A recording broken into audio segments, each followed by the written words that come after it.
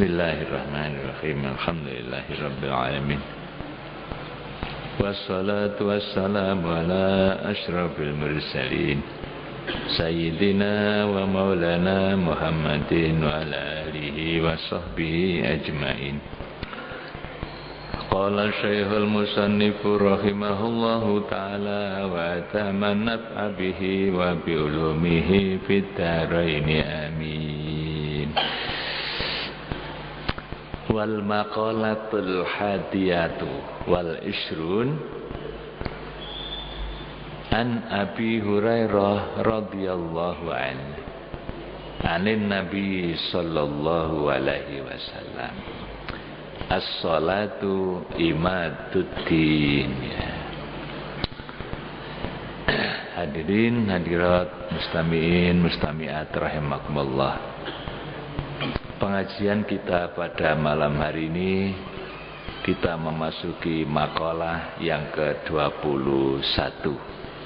Wal maqalatul hadiyatu wal ishrun. Iku an Abi Hurairah, saking Abi Hurairah radhiyallahu anhu. Anin Nabi, saking Kanjeng Nabi sallallahu alaihi wasallam. As-salatu imaduddin. As-salatu utawi salat iku imaduddini dadi cagake agama. Aiki wa mudini tegese cocok, tegese cagake agama. Cagak itu tiang, pilar, ya, dan bagi agama Islam, ya. Kama annal amuda, kaya setuhune soko tiangnya iku kiwamul baiti cagake omah, ya. Gambaran ini dinamakan tasbihul balik, menyerupakan sesuatu dengan sesuatu yang lain, ya. Kanjeng Nabi mengatakan bahwa sholat itu adalah tiang agama. Itu namanya tasbih, ya, diserupakan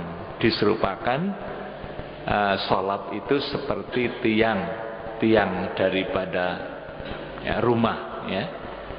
Sholat merupakan tiang agama, bagaikan tiang-tiang itu bagi rumah, ya.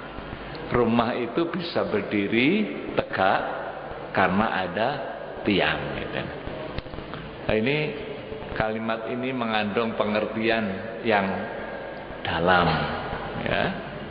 Rumah, kalau kita lihat bangunan rumah itu ada 3 komponen yang paling pokok. Komponen yang pertama yaitu komponen dasar atau pondasi. Kemudian di atas pondasi itu berdiri tiang-tiang sekaligus dengan tembok-temboknya sekali. Kemudian komponen yang ketiga adalah kapnya, ya, yang menutup rumah tadi itu untuk memelihara atau menyelamatkan daripada cucuran air hujan. Nah, berdiri rumah ini sehingga bisa orang yang masuk ke dalam rumah itu aman, ya.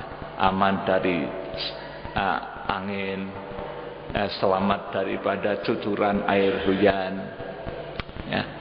Rumah ini bisa enak ditempati oleh orang yang menempati.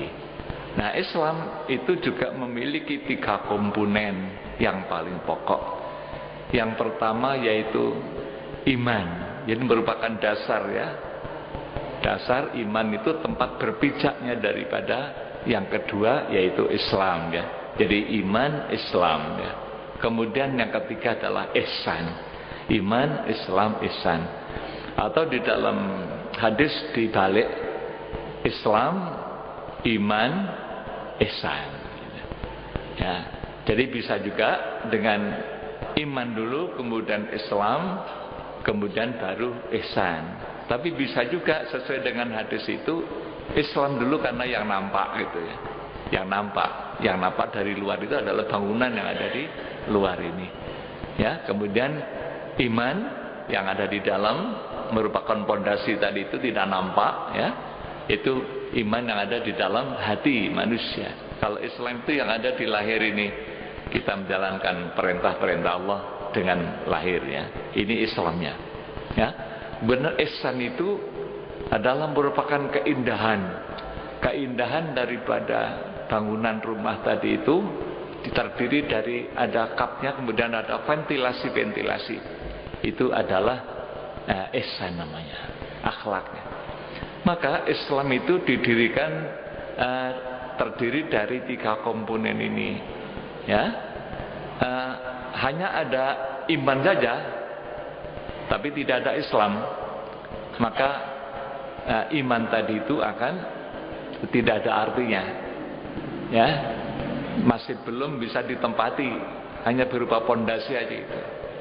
Tidak ada bangunan apapun di atasnya.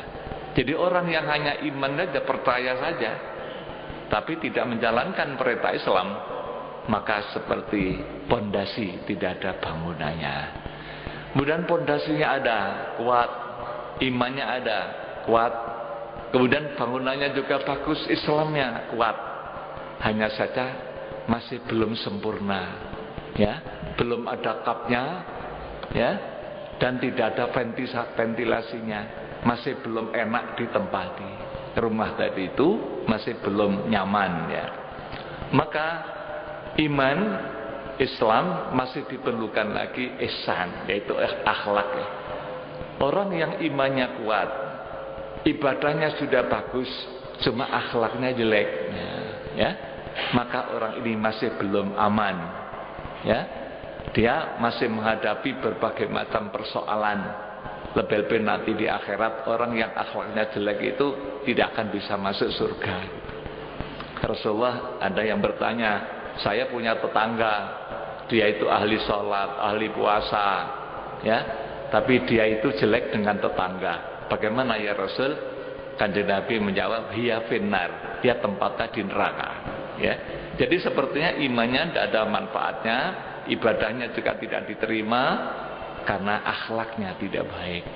Maka 3 hal inilah yang harus dimiliki oleh setiap orang. Ya, imannya diperkuat, ya, Islamnya dikerjakan dengan baik, akhlaknya harus diperbaiki menjadi akhlak yang mulia. Nah, salat ini merupakan pelaksanaan syariat Islam yang paling pokok, gitu ya. Maka Kanjeng Nabi menyatakan bahwa salat itu merupakan tiang daripada agama.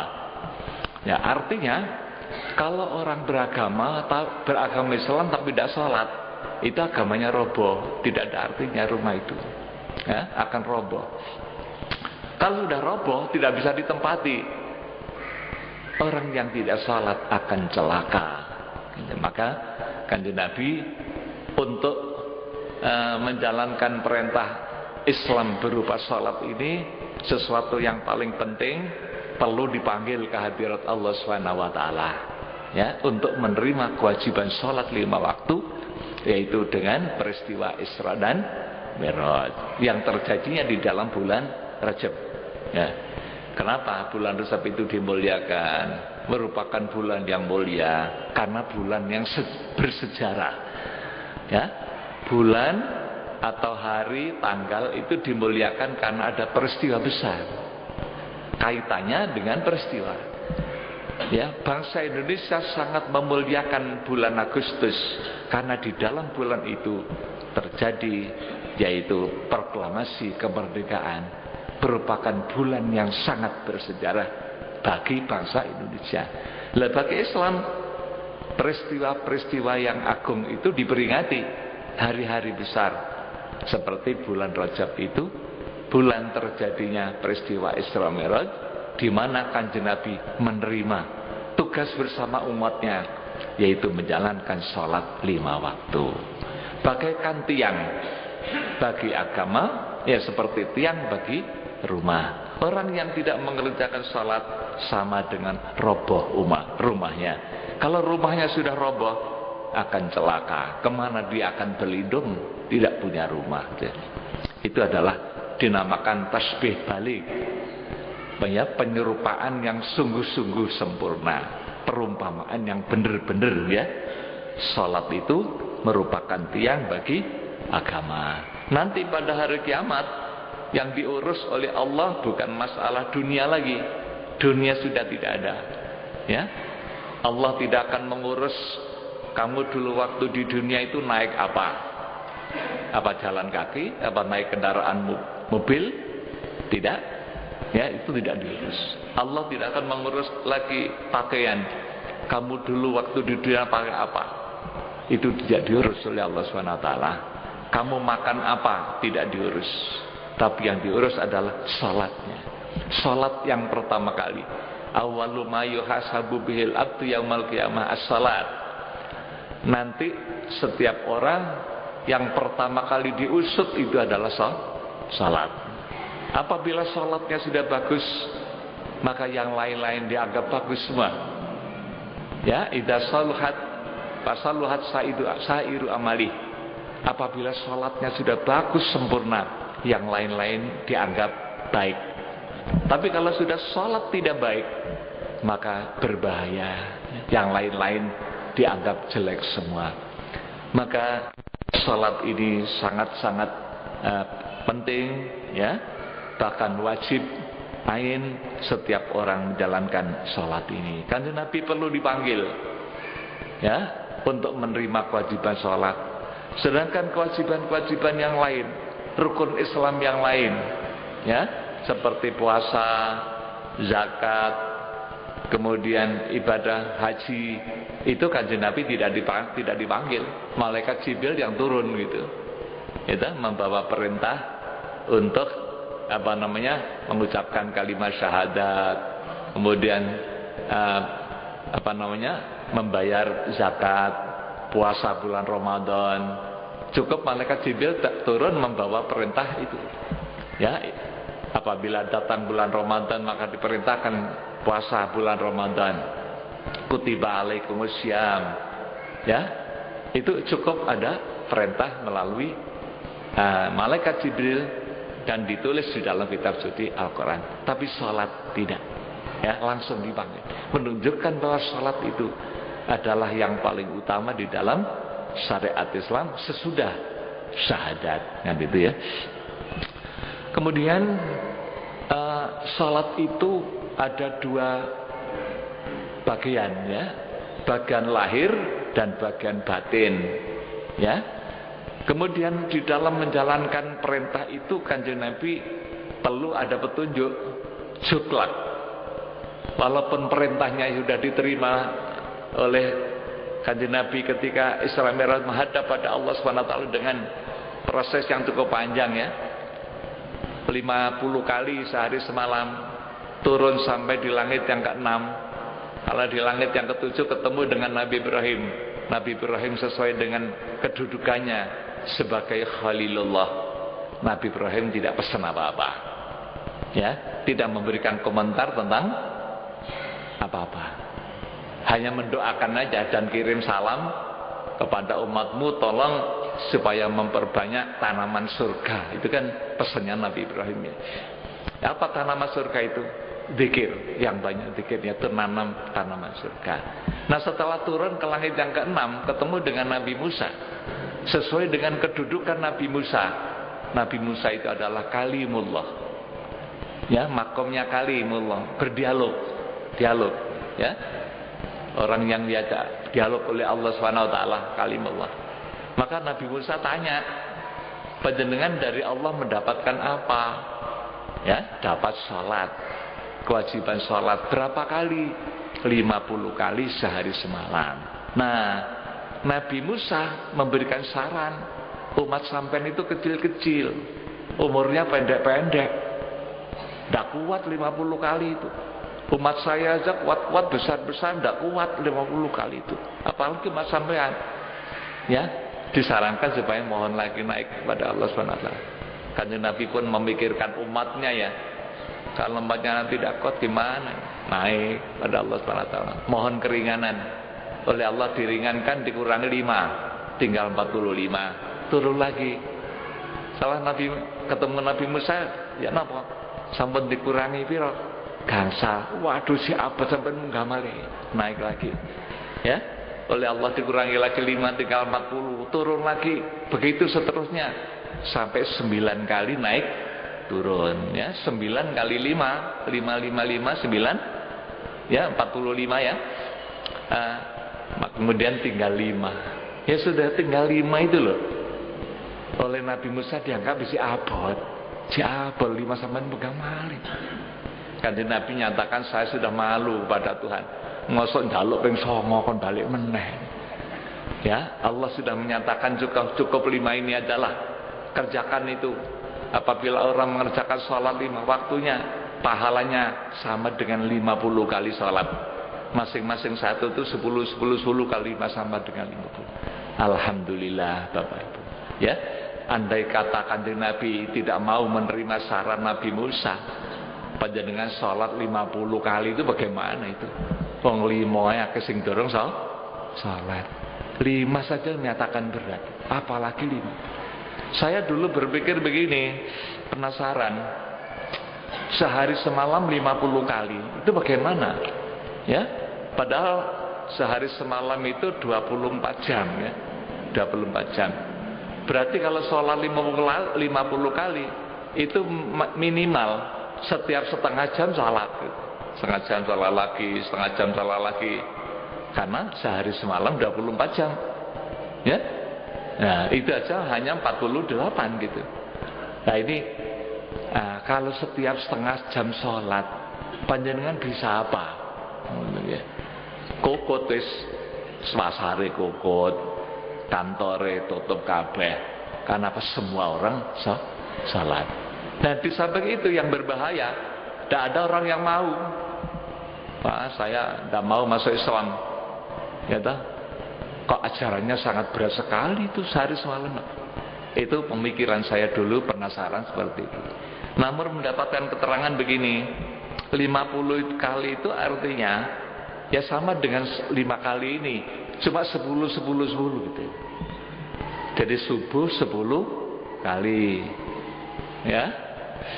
Kemudian duhur 10 kali, asar, maghrib, isya 10, jadi 5. Coba sampean bayangkan, sholat subuh 10 kali, berarti 20 rakaat.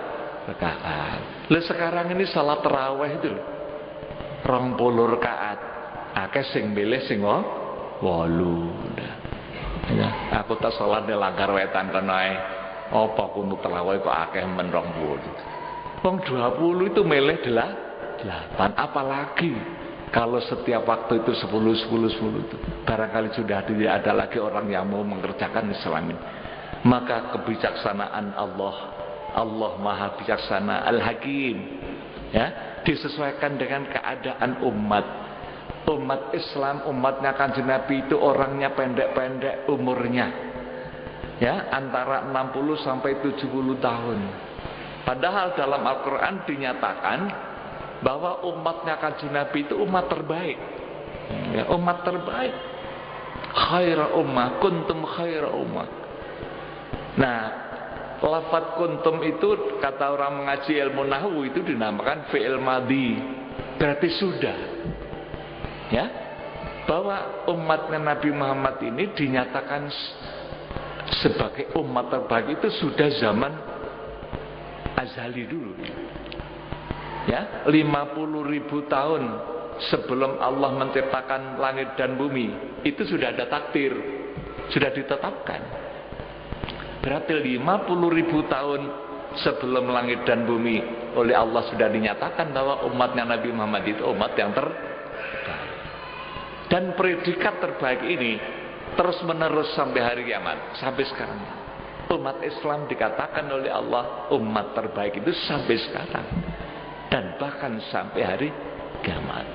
Kata para ahli tafsir, kenapa kau disebut umat yang terbaik? Karena akidahnya benar, la ilaha illallah. Umat Islam itu menjalankan perintah Allah, taat, sami'na wa ata'na, itu umat Islam. Amar ma'ruf nahi mungkar diteruskan. Itulah umat Islam, adalah umat terbaik. Nah, umurnya pendek-pendek tapi kau bisa mengalahkan yang dulu-dulu. Itu bagaimana caranya? Orang yang dulu itu umurnya panjang-panjang, ada yang sampai 200 tahun seperti Nabi Ibrahim. Ya, itu 200 tahun umurnya. Bahkan sampai 1000 tahun. Nabi Nuh itu berdakwah menjadi nabi aja 950 tahun. Loh, kalau beliau pada waktu diangkat jadi nabi, berdakwah itu sudah umur 50 tahun, kan berarti 1000 tahun umurnya itu. Lebih 1000 tahun itu Nabi. Mengajak manusia beribadah pada Allah sekian lamanya, hanya memperoleh 80 orang. Laki 40, perempuan 40. Kita bisa membayangkan, Pak. 950 tahun hanya memperoleh 80 orang. Tapi Nabi Muhammad SAW hanya kurang lebih 22 tahun. Ajaran Islam tersebar di seluruh dunia. Ya. Kemudian pada zaman Bani Israel, orang-orang umurnya panjang. Ada yang pernah berjuang mati-matian selama 80 tahun. Siangnya perang, jihad fisabilillah, malamnya salat tahajud. Siangnya puasa, malamnya tahajud, 80 tahun. Kanjeng Nabi cerita. Nah, ketika Kanjeng Nabi cerita kepada para sahabat pada saat pertemuan itu, para sahabat mereka merasa rendah. Apa artinya kita ini? Umur kita yang pendek-pendek kalau dibanding dengan orang Bani Israel seperti itu. Ya, ibadahnya ada yang 80 tahun siang dan malam. Kita ini pendek-pendek. Mereka susah. Nah, pada saat itulah malaikat Jibril itu turun. Ada apa? Menyampaikan ayat suci Al-Quran, yaitu surat Al-Kafirun. Ya, surat Inna anzalnahu fi lailatul qadr. Ya. Malaikat Jibril tanya, kenapa umat sampean tak susah? Ya, dijawab oleh Kanjeng Nabi, karena umat saya itu umurnya pendek-pendek. Kalau dibanding dengan umat-umat yang dulu, tidak ada artinya itu, seperti umur dari umat saya itu pendek sekali. Mereka tidak usah susah, kata malaikat Jibril. Inilah Allah menurunkan ayat, yaitu Inna anzalnahu fi lailatul qadr. Wa ma adraka ma lailatul qadr. Lailatul qadri khairum min alfi syahr. Al-ayah, ya. Maka dalam makna atau pengertian daripada surat ini, di sana ada pernyataan Allah bahwa Lailatul Qadar itu lebih bagus daripada 1000 bulan. Ya, 1000 bulan itu sama dengan 83 tahun 4 bulan. Maka para ulama sepakat pengertian ayat ini, barang siapa yang beribadah tepat malam Lailatul Qadar, ya, bulan Ramadan itu, sama saja umurnya tambah. Ya, ibadah satu malam itu sama dengan 83 tahun 4 bulan. Kalau setiap tahun orang itu dapat Lailatul Qadar, setiap tahun dapat, itu kan bisa mengalahkan orang-orang dulu gitu. Kemudian di samping itu oleh Allah diciptakan waktu-waktu yang sangat mulia. Ya, hari namanya hari Arafah. Ya, di mana puasa hari Arafah itu sama dengan 2 tahun kan gitu kan. Kemudian Allah menciptakan bulan-bulan yang mulia. Bulan Rajab, bulan Dzulqa'dah, Dzulhijjah dan Muharram. Namanya Ashhurul Hurum, 4 bulan ini. Ya, dimuliakan artinya barang siapa yang mengerjakan kebaikan pada bulan-bulan itu, oleh Allah pahalanya dilipat gandakan. Jadi melebihi daripada umat-umat yang dulu. Kemudian Allah setiap hari, setiap minggu membuat hari yang paling mulia, yaitu hari Jumat. Di situ ada ibadah Jumat, di situ ada saat istijabah. Barang siapa yang berdoa tepat saat itu, dikabulkan doanya. Kemudian setiap malam ada malam-malam thuluthul lail. Ya, setiap malam Allah memberikan pengumuman, apakah ada di antara hambaku yang minta maaf, aku maafkan dosanya setiap malam. Kemudian Allah menciptakan nabi yang paling mulia, yaitu Nabi Muhammad, nabi kita. Ya. Jadi walaupun kita itu hidup pada zaman terakhir dan umur kita pendek-pendek, tapi oleh Allah diistimewakan memiliki nabi yang paling mulia.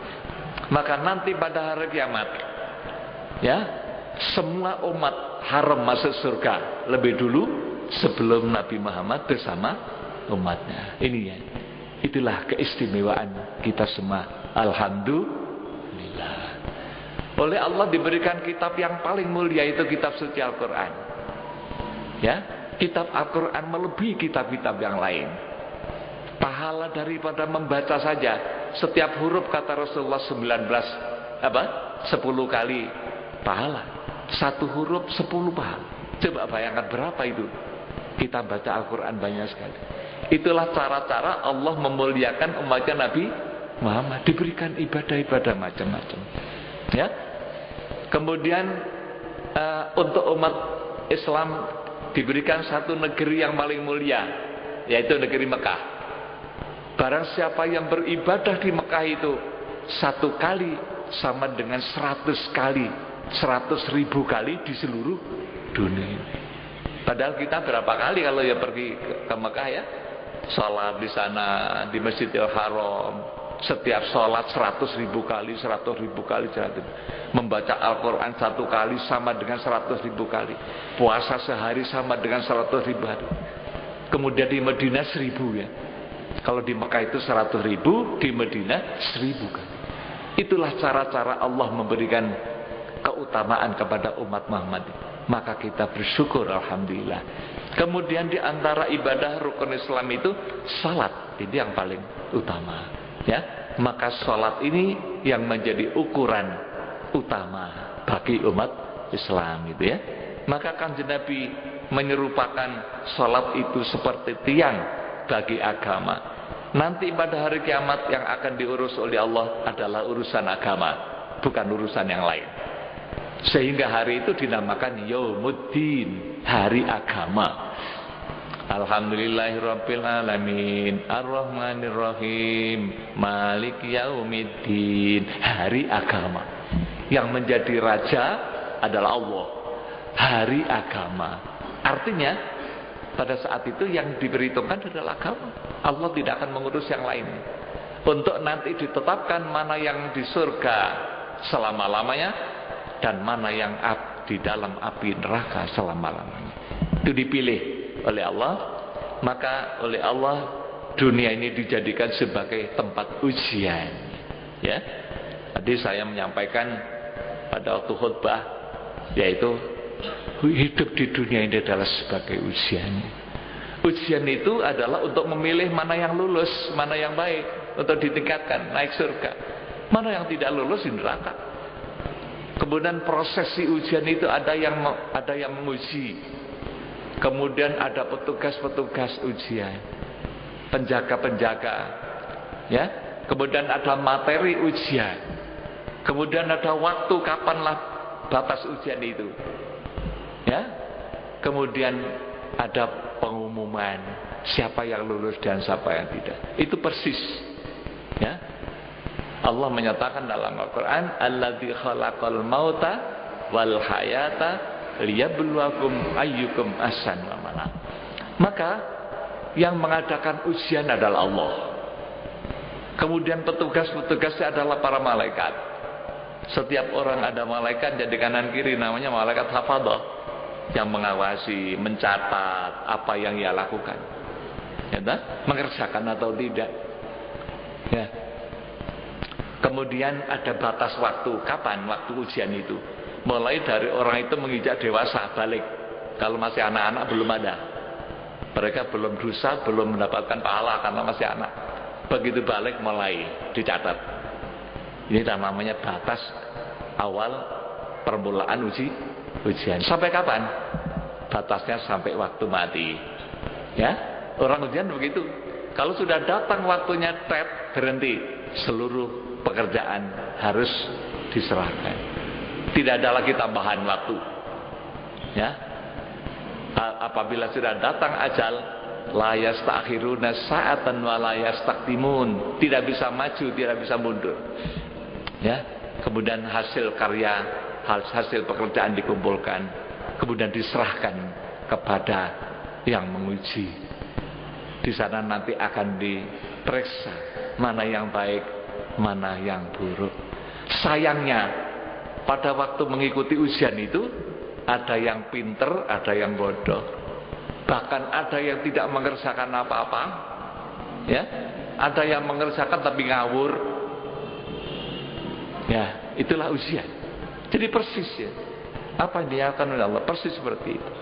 Ya, orang yang tidak melakukan perintah Allah, namanya tidak mengerjakan pekerjaan ujian tadi itu.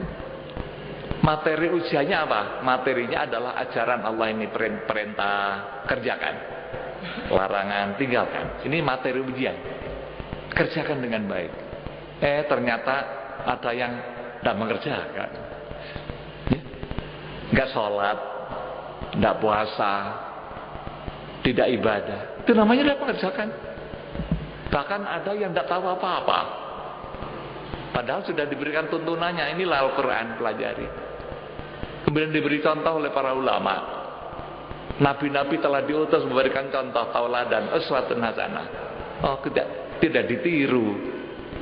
Itu kehidupan di dunia. Sama dengan orang yang mengerjakan ujian tadi itu, tidak tahu apa-apa. Nah, setelah selesai tes, waktunya orang itu sudah mati. Mereka orang-orang yang baik-baik, pekerjaannya digarap semuanya dengan bagus, puas, alhamdulillah. Ketika ditanya bagaimana Anda, alhamdulillah saya puas kan, saya bisa mengerjakan semua, saya bisa. Ya, karena dia sudah belajar dengan baik, mengerjakan dengan baik. Ya, kalau kamu bagaimana? Dia pesimis, saya tidak bisa mengerjakan, kosong, tidak. Itulah gambaran orang yang baik dengan orang yang buruk mulai nampak. Di alam kubur belum ada putusan, maka dinamakan alam barzah itu alam menunggu putusan. Putusannya nanti pada hari kiamat.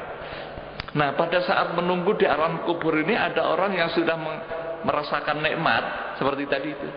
Alhamdulillah, puas, optimistis, pasti saya naik. Nah, gitu. Karena pekerjaannya baik tadi. Sedangkan yang tidak baik, dia pesimistis. Ya, dia susah. Ya. Dia merasa nanti tidak akan lulus. Maka dia gelisah sekali. Itulah gambaran orang yang ada di alam kubur ya. Walaupun belum memasuki surga betul, tapi ada orang yang puas, alhamdulillah. Itu. Oleh Kanjeng Nabi dikatakan kuburan itu ada dua macam. Bagi orang yang baik-baik, seperti hidup di taman surga, raudhatun min riyadil jannah. Merasa gembira, syukur, optimistis akan masuk surga. Itu walaupun belum surga semua.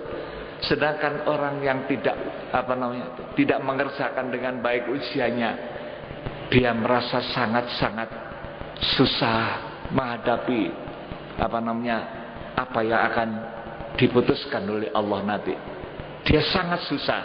Maka alam kuburnya itu bagaikan masuk ke dalam jurang, khufratun min khufarin niran. Itulah gambaran.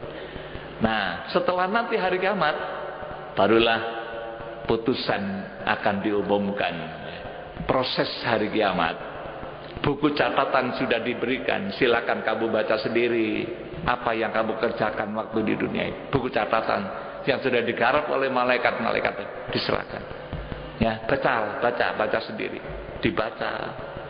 Orang yang baik-baik, alhamdulillah, kan gitu ya, puas.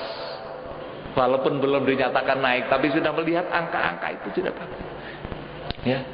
Sedangkan yang tidak, mereka sangat-sangat susah. Proses hari kiamat. Nanti yang akan diusut pertama kali adalah sholat tadi itu, gitu ya. Kalau yang lain-lain barangkali kalau sholatnya sudah bagus ini dianggap baik, ada enggak apa-apa. Karena ada pelajaran pokok yang bisa menentukan anak itu bisa naik kelas atau tidak. Ada materi pelajaran yang harus sekian nilainya. Kalau pelajaran yang tambahan-tambahan aja tidak begitu menjadi penting. Tapi ada pelajaran yang paling pokok menentukan dia itu lulus atau tidak. Itu ya. Itu adalah sholat ini. Maka diproses, ya, menerima buku catatan aja sudah ada tandanya. Orang yang baik-baik menerima buku catatan dengan tangan kanan. Ya. Ashabul yamin menerima dengan tangan kanan. Ya. Kemudian ada lagi yang menerima buku catatan yang diberikan itu dengan tangan kiri. Ashabul shimal. Bahkan ada yang lebih celaka lagi, menerima dengan dari belakang punggungnya. Isyarah daripada orang yang sangat-sangat jelek. Itu sudah ada. Kemudian disuruh melewati wassiratal mustaqim untuk menuju surga. Ujian terakhir itu, penentuan yang terakhir. Kalau ujiannya sudah selesai, penentuan terakhir, suruh lewat, ya, lewat di wassiratal mustaqim, yaitu titian yang dipampangkan di atas neraka jahanam. Ya, kata Rasul, ada dua orang, selamat dan tidak. Hanya itu saja. Yang selamat sampai ke surga, yang tidak selamat jatuh ke neraka. Ya, yang jatuh ke neraka itu pun macam-macam. Ada yang jatuh ke neraka mungkin hanya sebentar, karena dosanya tidak terlalu banyak. Ada lagi yang agak lama karena dosanya banyak. Ada yang sangat lama, bahkan terlama di neraka ribuan tahun, seluruh tubuhnya menjadi areng, ya, sehingga malaikat Malik ketika disuruh oleh Allah mencari orang itu kesulitan. Di mana orang itu? Ditanyakan di mana jurangnya, jurang api neraka. Ya, kemudian oleh Allah dijawab di sana, dijujuk, sudah jadi areng seluruhnya. Hanya ada tulisan dalam hatinya, Allah. Masih ada Allah, ini masih untung dia. Tapi Pak orang telaka karena ribuan tahun di neraka, masih ada untungnya, masih ada tulisan Allah. Inilah iman yang ada dalam, yang tidak bisa dibakar oleh api neraka. Ada lagi yang selama-lamanya tidak akan keluar lagi dari neraka, yaitu orang-orang kafir, khalidina fiha, sudah tidak akan keluar. Ya, sedangkan orang yang baik-baik masuk surga itu pun macam-macam, sesuai dengan amalnya, kata Rasul. Ada yang seperti kilat, klep, sudah sampai di sana surga. Ada lagi yang seperti angin, ya, kencang. Ada lagi yang seperti burung terbang, kata Rasul. Ada lagi orang yang seperti kuda lari. Ada lagi orang yang berjalan kaki biasa, membutuhkan waktu yang lama, berbulan-bulan, mungkin bertahun-tahun baru sampai di surga. Ya, bahkan ada lagi yang ngesot. Dia masuk surga tapi ngesot, gitu ya. Kemudian orang yang ngesot tadi itu berjalan dengan perutnya, tanya kepada Allah, ya Allah, batok tabi, kenapa engkau pelambat aku ya Tuhan? Kok buatan sakit cepet-cepet ya Allah? Oleh Allah dijawab, batok abika amaluka. Yang menyebabkan kamu lambat itu bukan saya, tapi amalmu. Inilah ya. Maka amal itu sangat menentukan. Orang yang cepat amalnya nanti akan cepat masuk surga, kan itu ya. Oleh karena itu marilah amal-amal kita ini, terutama sholat 5 waktu. Di sini hanya satu aja ya, tentang sholat ini. Mari ya, mumpung ini peringatan bulan Rajab ini memperingati hari ulang tahun diwajibkannya sholat. Sholat kita tingkatkan. Sholat wajib ditambah sholat sunnah. Kalau yang belum biasa sholat tahajud, mari sekarang kita mulai belajar tahajud. Ya, kalau selama ini belum pernah sholat duha, monggo sholat duha, sholat tasbih, sholat taubat, ya, sholat-sholat macam-macam ini diajarkan oleh para sufi ya. Ada sholat namanya sholat awabin. Imam Ghazali mengajarkan dalam kitab Bidayatul Hidayah, sholat awabin ya. Habis maghrib itu ada sholat namanya sholat awabin. macam-macam sholat ya. Mudah-mudahan Allah memberikan kemampuan kepada kita semuanya. Amin ya rabbal alamin. Allahumma sholli ala Muhammad maulaya sholli wa sallim daiman abada ala habibika khairil khalqi kullihim wa kaifa yudriku fid dunya haqiqatahu qaumun niyamun tasal lau anhu bil khulumi maula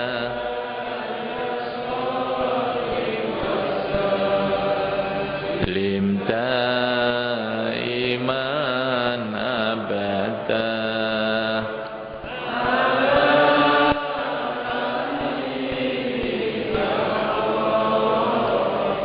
lil khalqi kulli famablaghul ilmi fihi annahu basharun wa annahu khairu khalqillahi kullihim maula ya salli wa sallim daiman abada ala habibika khairil khalqi kullihim huwal habibul ladzi turja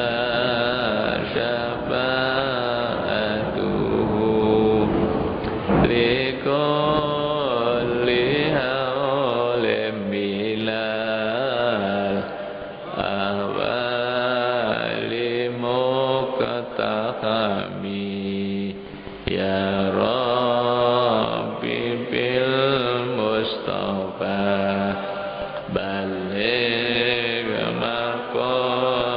maqasidana wa ghfir lana ma madha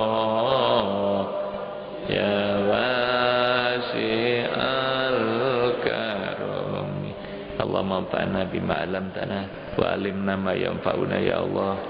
Allahumma zidna ilman nafi'a wa qalban munawwara wa fahman sahiha wa lisanan nasiha wa i'tiqadan yaqina. Allahumma ij'alna 'aliman fi ilmik wa sholihan bi ibadatik. Rabbana atina fid dunya hasanah wa fil akhirati hasanah wa qina adzabannar. Wa sallallahu ala sayyidina Muhammadin wa ala alihi wa sahbihi wasallam walhamdulillahi rabbil alamin. Wassalamualaikum warahmatullahi wabarakatuh.